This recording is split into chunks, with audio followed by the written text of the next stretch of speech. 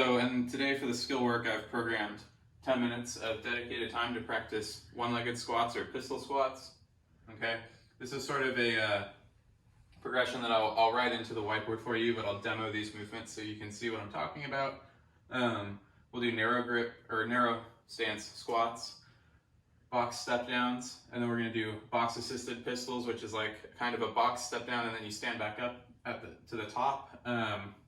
And then we'll do narrow squats to a one-legged hold at the bottom, which is pretty challenging. And then to start getting it, you can start using weight to assist and counterbalance, okay? The first thing that we'll do though, and this is a good warm-up for anybody, even if you're not going to try the pistols at all, is a narrow stance squat. And so for the narrow stance squat, my heels are together and the toe box on my shoe is together. I'm gonna try and keep my knees together and squat down into a squat, okay? And so we're reaching down and going down as far as we can, standing back up, okay? For this, when we do a normal air squat, we like to see that our chest stay up and our back stay neutral, okay? When we do these, it's okay for your back to round out a little bit, and it's okay if your heel comes off the ground just a tiny bit, because that's probably gonna happen during the pistol squat, as long as it's not super bad and you're like on the verge of injury. It's okay if just a little bit of tweaks happen, okay? And so when I come down, my back probably rounds out just a little bit, right? And my heels might come off the ground just a tad. That's okay, all right? If there's any knee pain or back pain when you do these, just stop and then move on to the Metcon. We can skip the pistols for today, okay? So that's our narrow stance squat. The next thing that we are gonna do, I don't have a box and this is a little bit sketchy, but we're gonna stand on a box. And we're going to slowly lower ourselves to the ground, okay? Help yourself back up. Slowly lower to the ground, okay?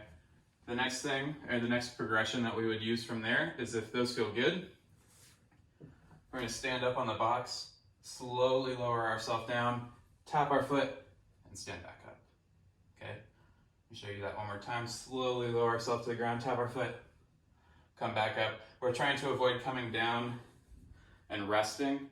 We want to feel the floor, but we don't want to rest on the floor at the bottom of the rep. Okay? The next progression, which might be a little bit challenging, is a narrow grip squat into a one-legged hold, basically. So we're going to go down into our narrow grip squat and then reach our leg out and hold. And you can bring it back and stand up. Okay? Show you that one more time. So we go down into our narrow grip squat, get into a comfortable position, and then you're gonna lean back, hold, and then stand, okay?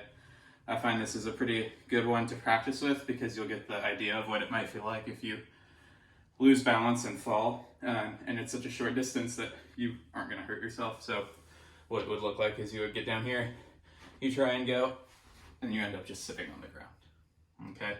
So it's pretty harmless and it's a good way to start learning how to do the pistol squat. The next thing that you would do if you were trying to do a pistol squat is hold a weight up in front of you to counterbalance, okay? So that what that would look like is holding a plate, 5 or 10 pounds, anything more might be a little bit challenging, and reach out in front of you, and then you're gonna slowly lower yourself down and stand, okay? So those are your progressions for the pistol squats. If you can get those, the next step I would say is to grab onto your toe and do a pistol squat holding onto your shoe. Makes it a little bit easier, okay? And then after that, you can try one where without any weight, you lean back and do a pistol like I had showed before.